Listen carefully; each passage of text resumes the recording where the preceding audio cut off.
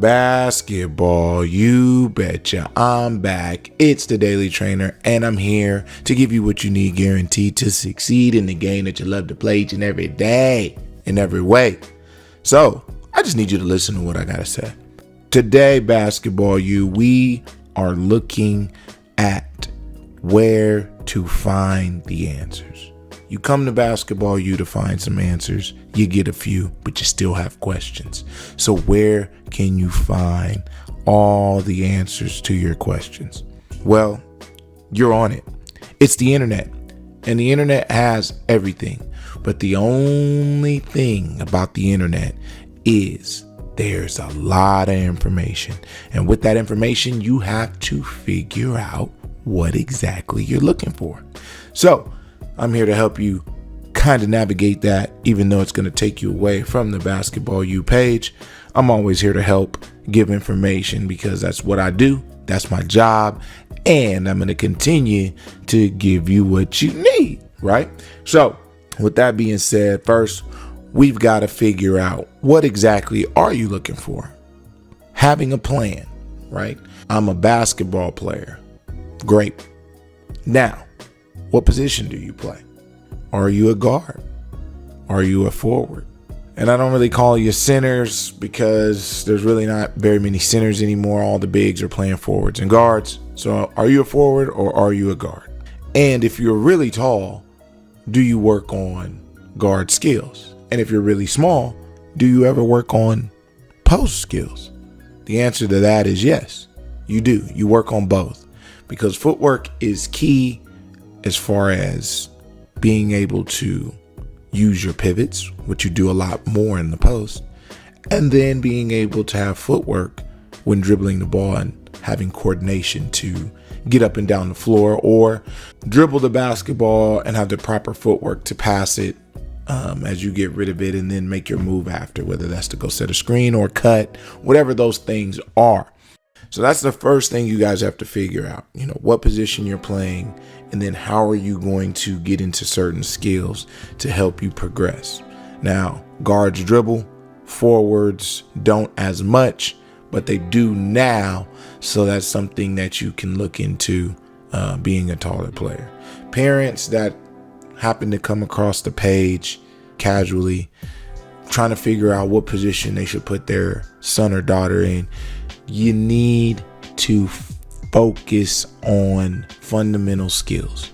Don't worry about positions right away, because if they don't know how to play the game or utilize those fundamental skills, somebody's going to put them in a position and they will have to do certain things all the time, which will limit them in their learning curve or their progression.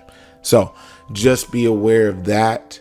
If they do get put as a big man because they're the tallest person on the floor, that's okay. Let them play that position during the game. But overall, that game is only going to be on a Saturday, or you'll have games on Saturday and Sunday. The rest of the time, you should be working on all skills, fundamentally sound skills. So let's please remember that is the key to setting the foundation of a good basketball player. The next thing that we're going to talk about, training versus playing. And I can go more in depth with why this is important, and we'll get another episode on this. Should I play more or should I train more? Well, it all depends on what you can do. If you aren't very good at dribbling, if you really don't understand how to play, then you need to train more in the aspect of not so much just trying to build skills, but again, setting that basic fundamental package, and then also learning rules and skills to the game, as well as the consistent scenarios that happen in a game. So if you drive a certain way, if your player is to cut this way or that way, this is what you look for. If defense comes and helps, this is what you look for. Without even really knowing how to dribble, maybe you know how to read a little bit better. So now you can dribble one time, make the read and make the right pass, and then know where to go after. So sometimes training is more beneficial than playing in that aspect, because there's stop and go teaching in a game. you're going to continue to make your mistakes and the game continues to move on whether you understand it or not. So that part is very tough on the parent who doesn't know and the player who doesn't know, which could be you watching this, right? You may not know. So then you say, well, teach me and show me. Well, I can't show you all in this small time frame. So again, you can go back to any episodes that we have where it kind of gives you rules of the game, or some of the training where there's like cones in certain areas and it's like teaching you how to dribble and move through those cones. Or you can watch something we did with a player on the channel and then kind of learn from that too. A lot of learning comes from watching. So with training, also watch video. There's video everywhere. A really good film session person is the Basketball Film Room. Really like everything that he talks about on there. He's a current coach right now, and he does a lot of just breakdowns on everything basketball, whether it has to do with coaching, whether it has to do with you as a player. And that's something to check out when it comes to really getting in depth with like spotlighting and stopping scenarios and plays and how to get through it and what decision to make after. I'm more just on the training side where I'm telling you what to do. I'm not going to edit and break down all of that. I'm gonna be honest with you. And I can break down my training sessions, which will help you with what he's talking about. So you can kind of collaborate both videos in the learning aspect of that. So those are the two things that you have to figure out first. And like I said, I provided enough training for you on here, along with some informational videos that will get you started in the right direction. And then the last thing we have to talk about, and I'll also put this in an episode, is having a plan. When you understand both of these things, whether you're going to play or train, and now you're going to put all these things together, you know your position, you've worked on your skills, and now you're going to hit the floor.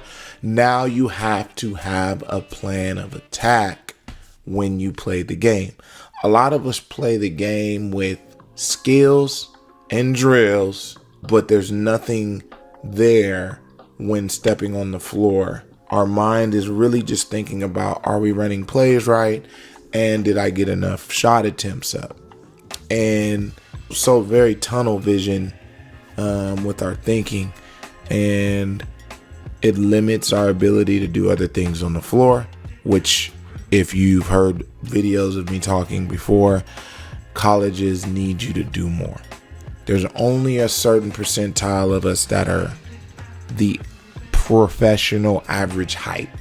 And not that that matters all the time, but when you're in a sea of, I don't know, over 500 to 1 million players in the world playing the same game for the same goal, for the same scholarship, it's very hard to separate yourself when you don't know how to do more. And so that would be the third thing that I would mention to you as we continue to give you what you need to succeed here on the channel. All right, thank you for tuning in today.